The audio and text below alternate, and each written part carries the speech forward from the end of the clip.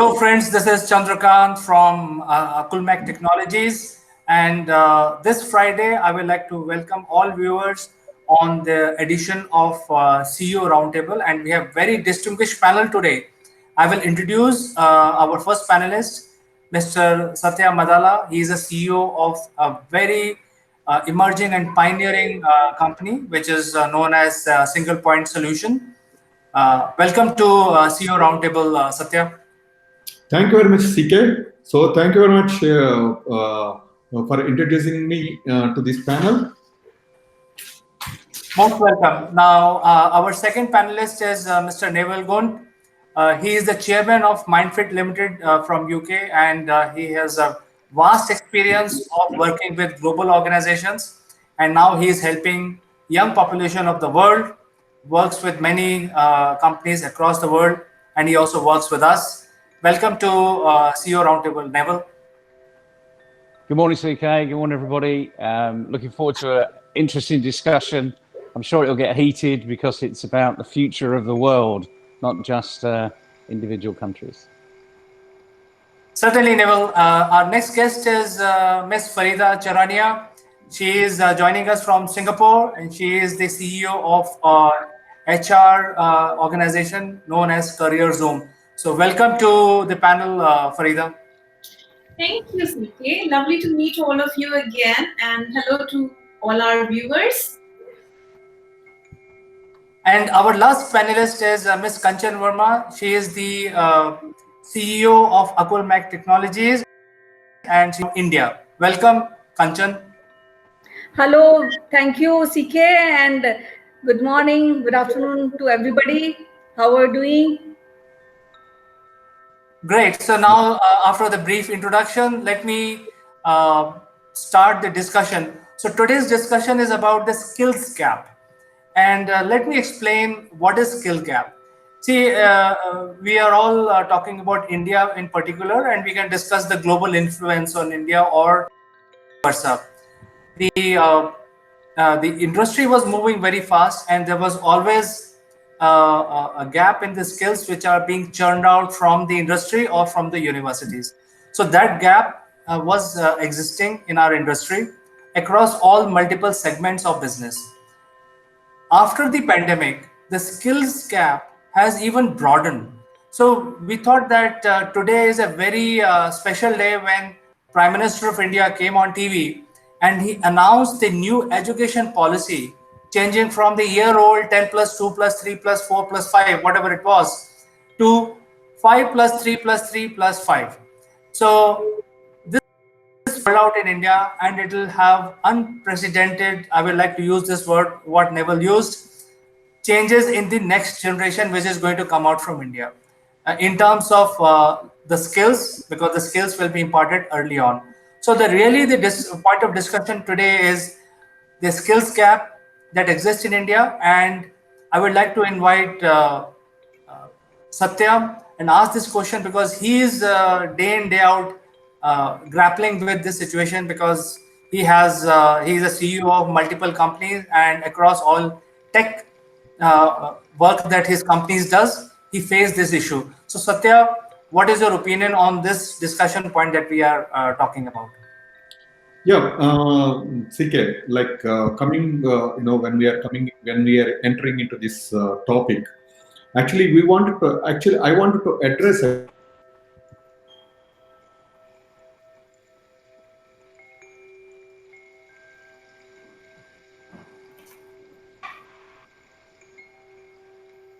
So Kanchan, I think we have lost line with Satya. Would you like to take this question? Yes. I feel the skill gap is real, and there are so many problems employer are facing due to skill gap, and this leads to unemployment. And with this pandemic, it's on. So the new digitization is done, and due to this digitization, also many people, many professionals are not comfortable because they are not one-to-one. They are not talking one-to-one. They're not able to do that, and that's why they feel that they are not having a real-time interaction with the people. Now, when we talk about skill gap, there are people are professional, they really have the knowledge, but then there are few things which are missing out. Like, for example, if we take a technology person was not able to put forward his ideas and how he want to convince people when it comes to taking up the business.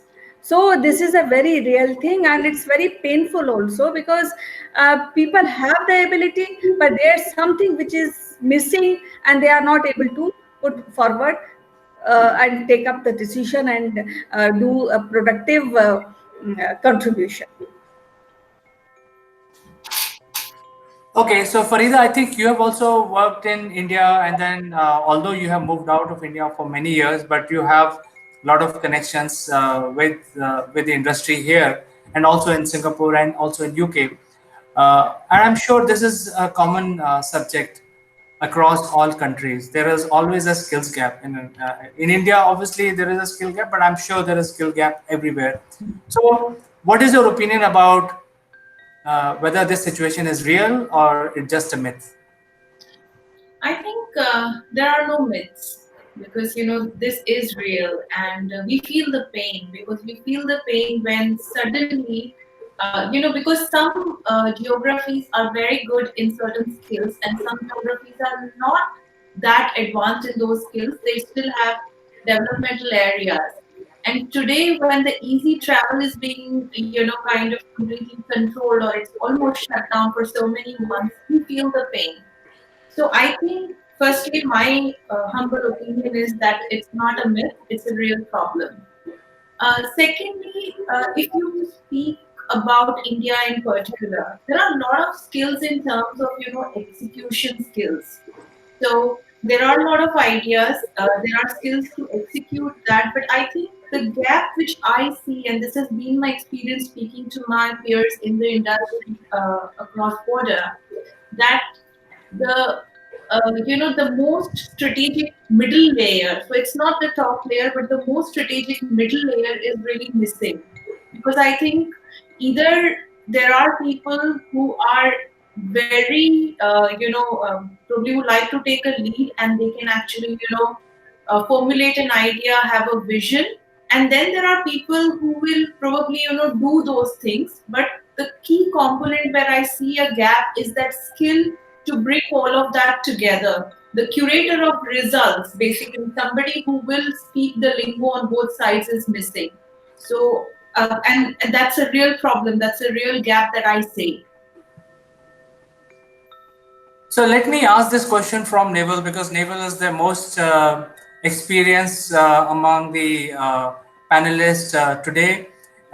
He has a lot of experience working with multiple global organizations. So Naval, what do you think, right from beginning when you started your career many years back till today or till yesterday, did you feel any skill gap while working with your colleagues? Well, it's a fascinating question, and both Farida and Kenshin mentioned the pain. This isn't a myth; it's a reality. There is pain in what organisations are doing. We feel it throughout the organisations. People, even if they've got a fantastic idea, they can't get that message over. They can't explain themselves to get other people enthused about it. I mean, it's quite clear. It's quite clear that they're enthused and excited, but other people aren't. And we've only got to look at, you asked me, go back all those years. Let's all go back all those years. Let's all go back to the classroom. When we were sort of 5, maybe 6 years old, and we're sitting in the classroom, and the teacher asked for a volunteer. Did you volunteer? I did. I was always volunteering for everything. No, there you go. You see, we've got one honest member of the panel this morning, and it starts then, because if you volunteer, you've got something different. It's nothing about this isn't about academics. The skills gap isn't about being academic. It's about having those soft skills and the other things that underpin those soft skills, like volunteering. What makes you volunteer? Well, I was excited. I wanted to learn things. So I would always be first. My hand would always go up. You end up being the teacher's pet if you're not careful. But that's up to the teacher to say, no, you've had your chance, Neville. Let someone else have a go. But the point is, you've only got to walk into a classroom today and walk into a. Doesn't matter what classroom you walk into, and I recommend anyone does this actually. Go into a classroom, ask permission, walk into a classroom, and be introduced and ask a question, and just see the spark in their eyes, because they'll all have a spark, but some will have a bigger spark than others, and they're the ones with the right attitude. They're the ones with the confidence, with that resilience. They don't have a fear of failure, as we might call it these days. They don't even know what failure is, frankly, because they couldn't explain it, even if they saw it. But just look at it, and you'll find about 10% will volunteer. Now, that's not good enough, frankly. That is really not good enough for the future of organisations, for the future of the country. So although India has gone through this massive restructuring in the education arena, my guess is it's still academically focused. But the question for the panel is, we're talking about skills gap here. Is it an academic skills gap, or is it something else? So I think Satya is back online. Satya, we lost you at a very important juncture where we were asking about what challenges you face because of the skill gaps across your multiple companies that you have. Would you like to take that question?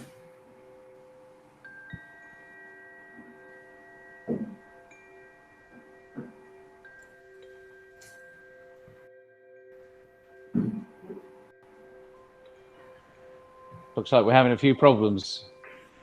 Maybe the monsoon has hit. So I think we will ask this question from Satya once his voice is enabled. So we are trying to get this voice patched up.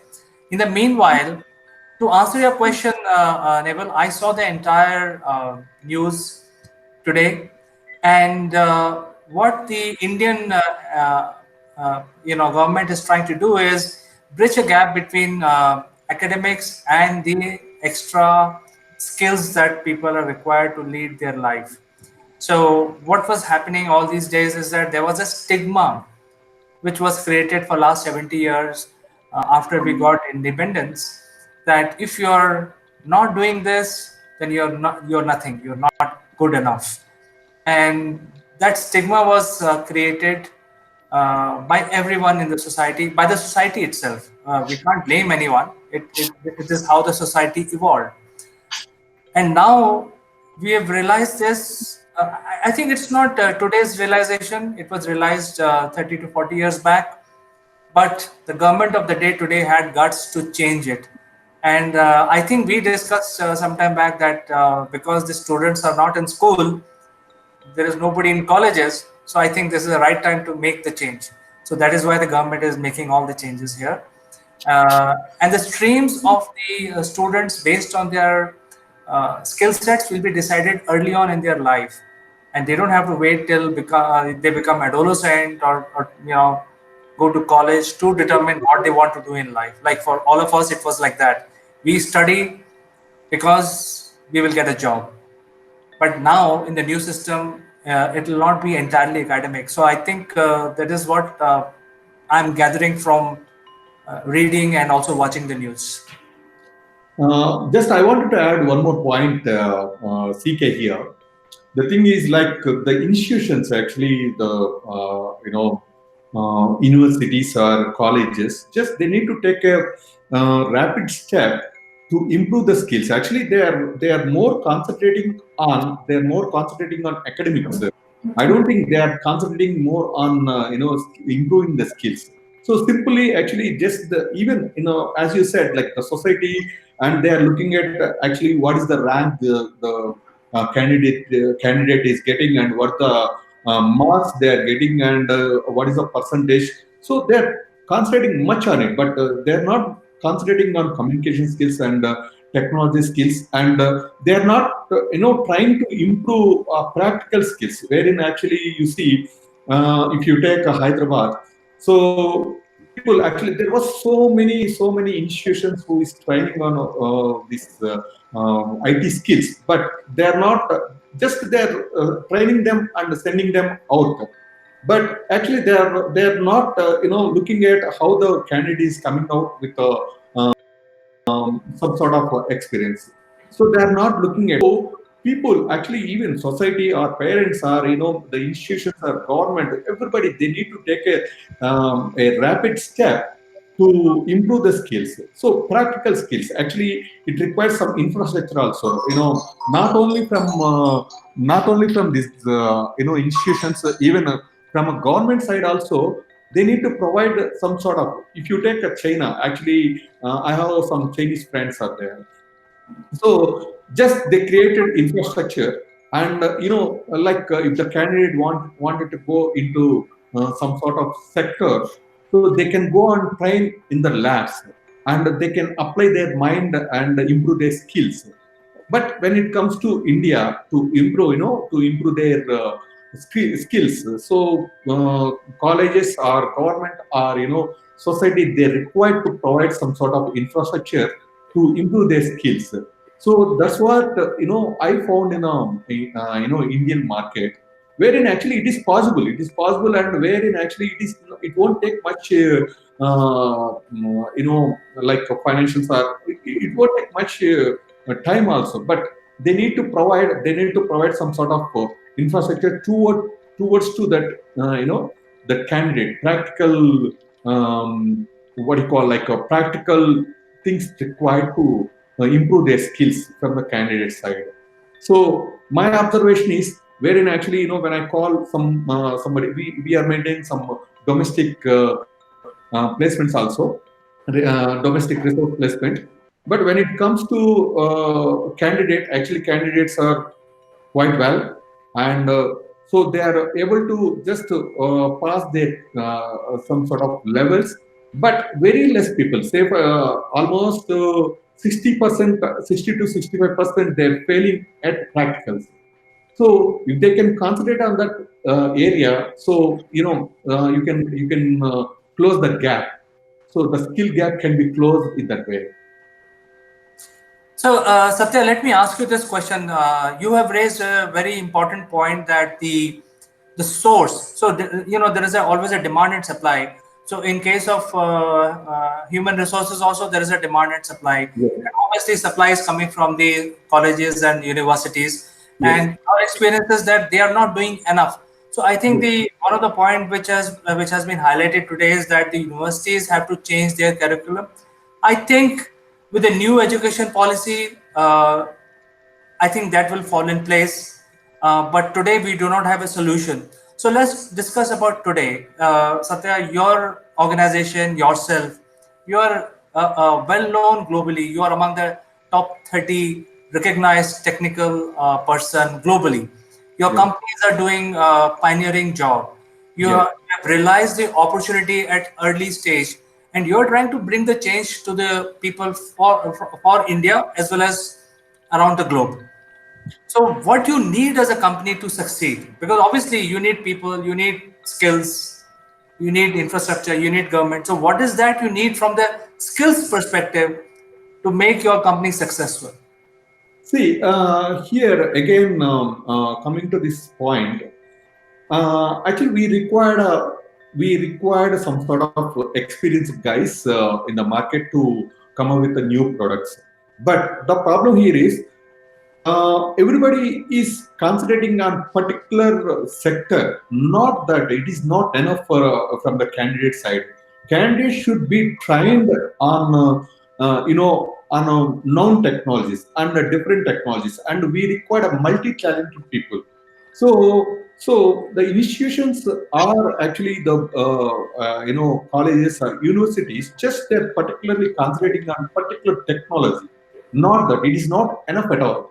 So nowadays actually in IT, if you take IT, actually the technologies are overlapping. So the plugins, whatever the companies, Microsoft or other companies, they are coming. Actually, they are coming up with the overlap plugins.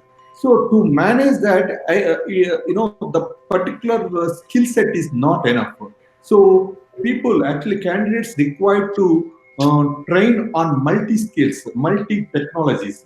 So that's what we require for the companies, and particularly for a product-based company. So product-based company, what they do is when they architect the product, actually they bring up multi-technology into the product. So when we require actually a particular technology, so we cannot hire a multi-technology people. Actually, we can hire multi-technical people. So multi-talented people and multi-technology people we require as a company. So we are feeling the gap in the market. At the same time, we are wasting our time by training them in the particular technology, and in a particular the plugin or whatever the technology they are coming up with.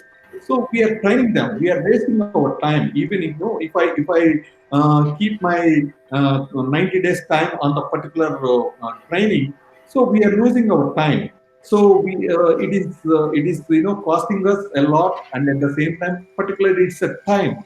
So it is impacting our deliveries, product deliveries.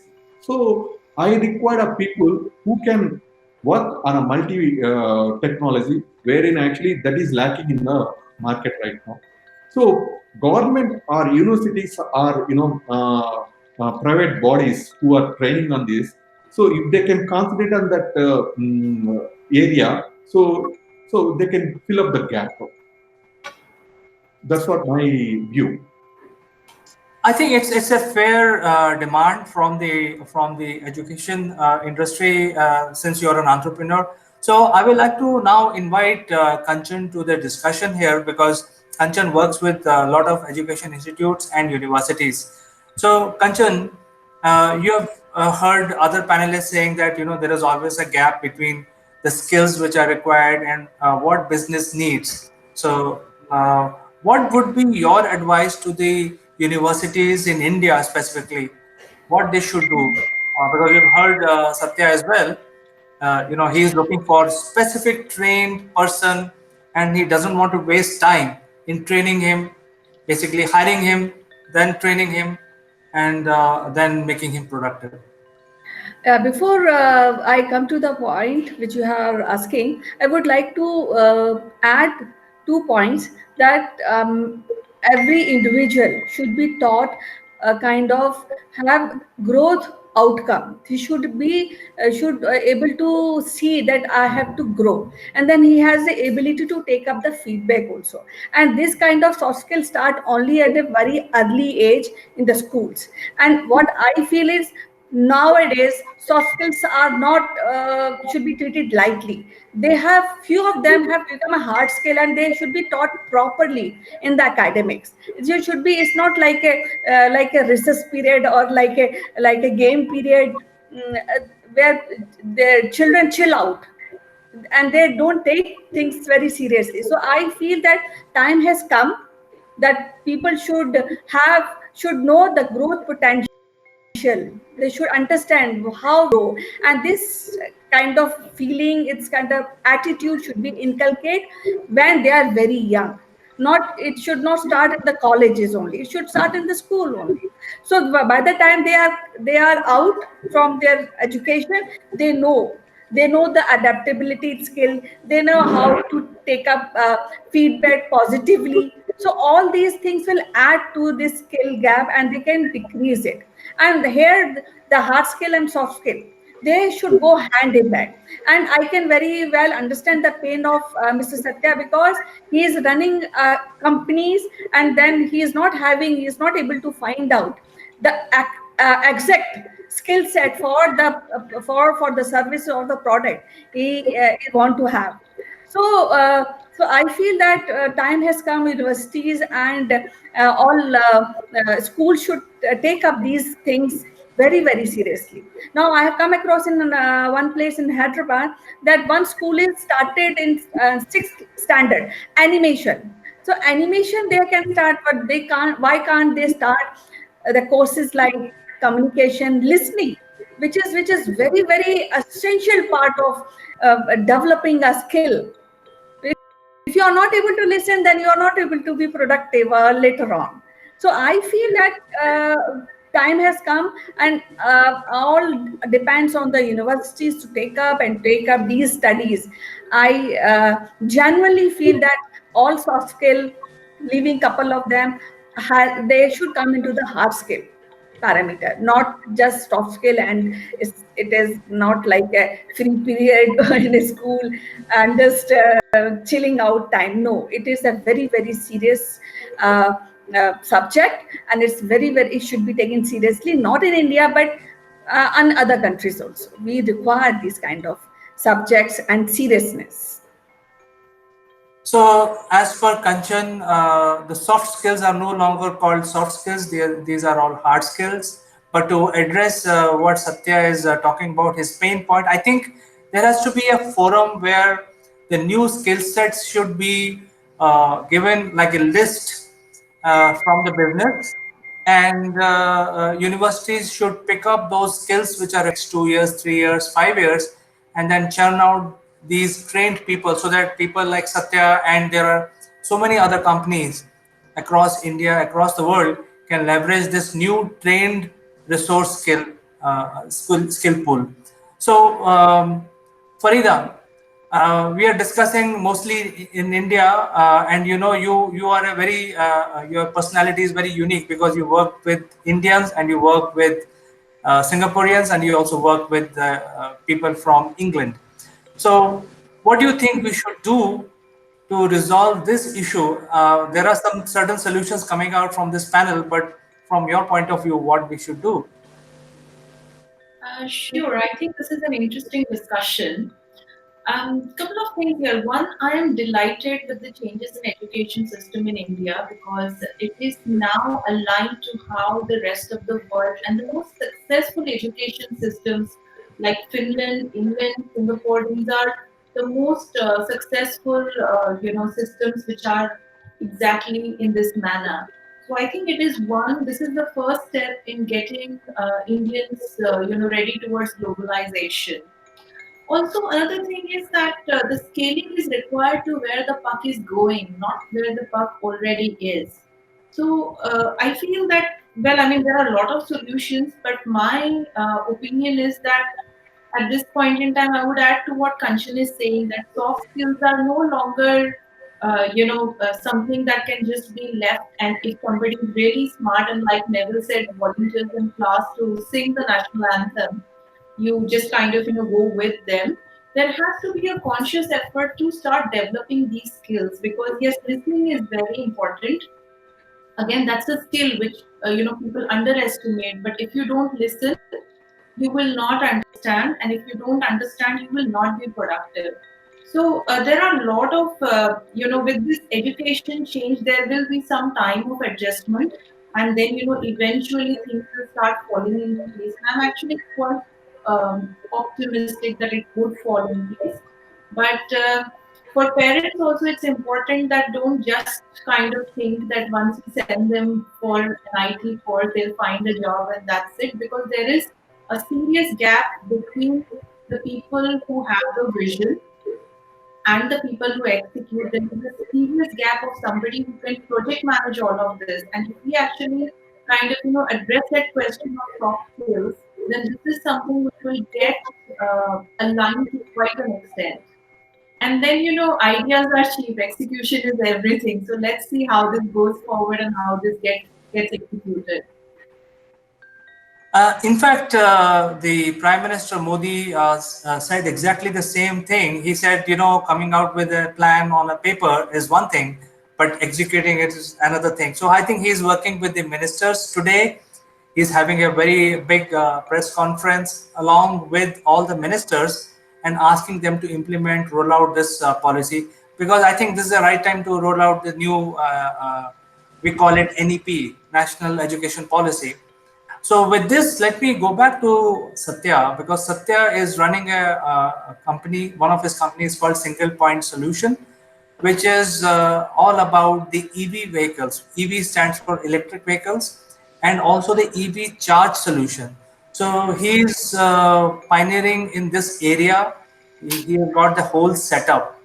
Uh, but I think his problems, I believe as a professional myself, that his problems are multiplied simply because, uh, even the government has announced certain curbs on applications from China, but still a lot of stuff is available. In Satya's space, there is a competition. So while he has got a situation where there are not enough skills people available, at the same time, he has got a competition from China. So I would like to know his opinion, what his suggestion to the government of India would be. Yes, okay. Now, actually, my suggestion not only to government, actually, my suggestion I wanted to bring forward to parents. That means actually, society and educational institutions, wherein actually, they are. You see, the candidates, students, they are more with the college or university. Almost 70 to 80% of their life they spend with the college or a school or something, and they spend some little time with the parent, because when they come back to house, actually they'll spend some time with the parent.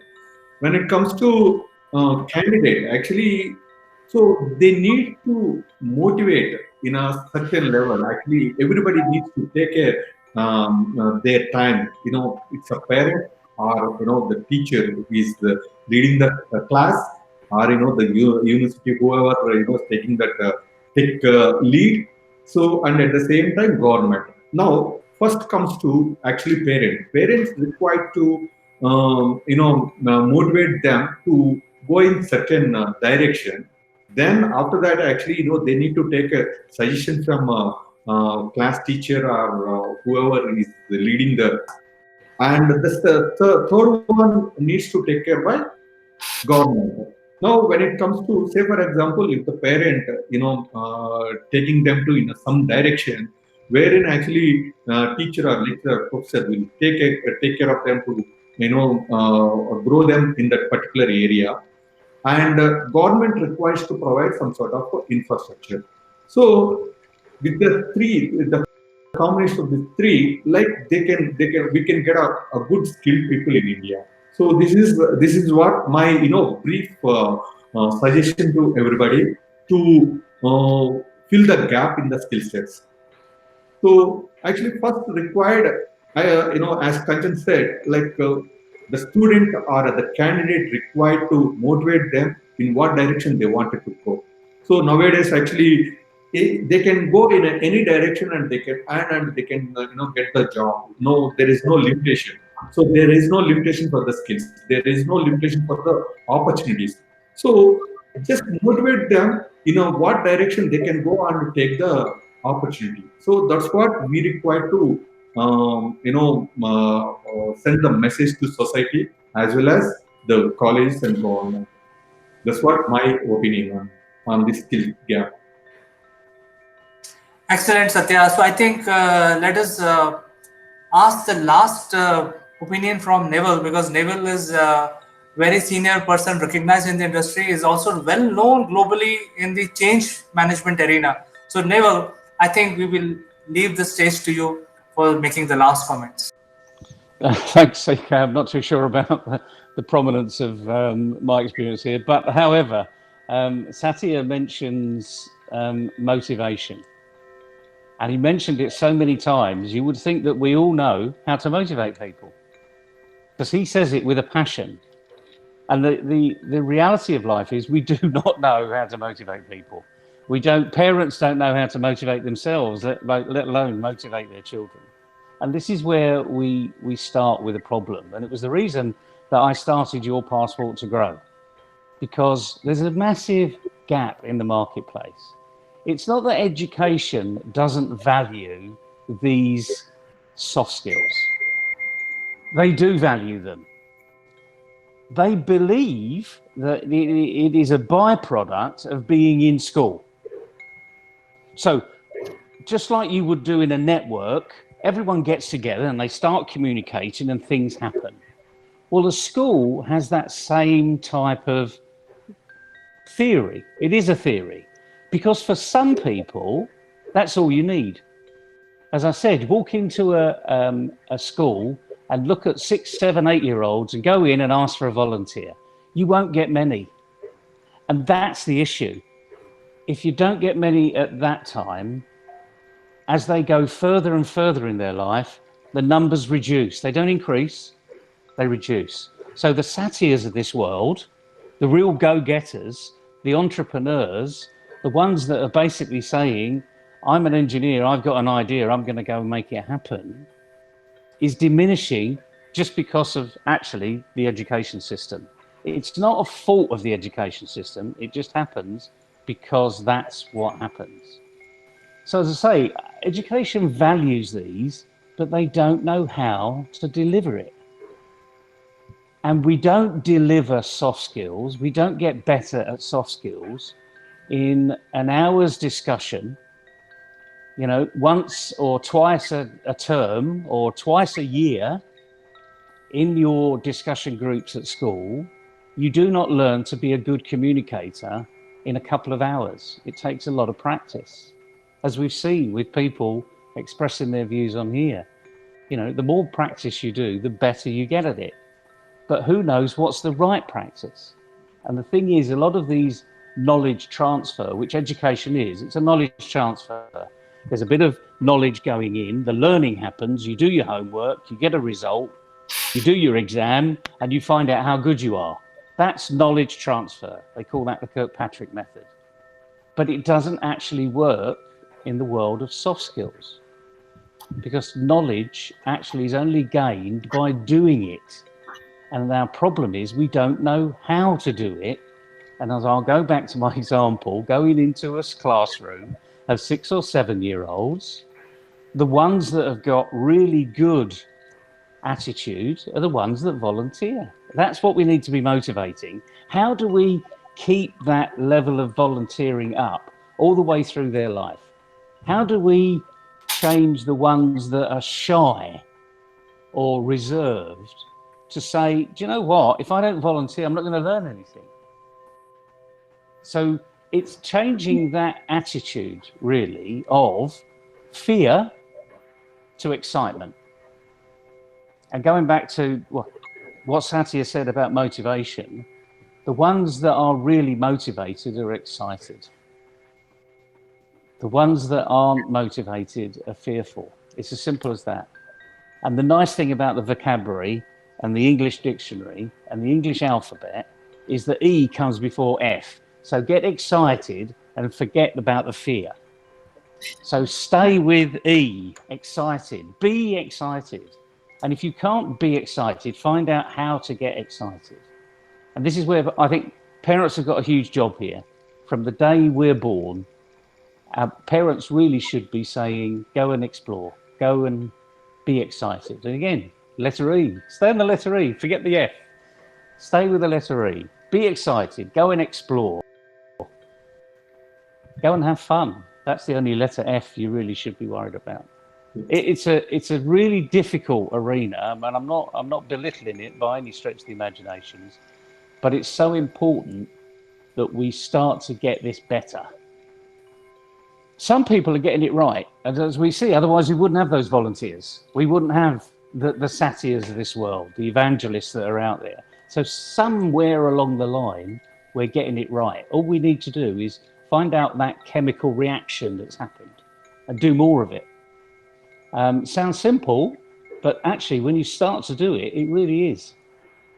So that's why, you know, we created Your Passport to Grow, simply because we take people on that experience that other people don't get. And at the end of the day, what is the bottom line here? And the bottom line is self-leadership. So that's what we're developing in everybody. The ability to be a leader in any circumstance. So that's the big picture, if you like, CK. Been a pleasure to see everyone today, every smiley faces, everyone changing the world. So we need to go and do more of it. Absolutely. In fact, I like the example that you mentioned about E and F, which is like excitement and fun. I don't know about other things. So, excitement and fun. I think that is a point in our panel discussion today. Let me summarize. I think one of the need of the hour for India specifically is that the government is also already working on changing the education system. I think that will be for good.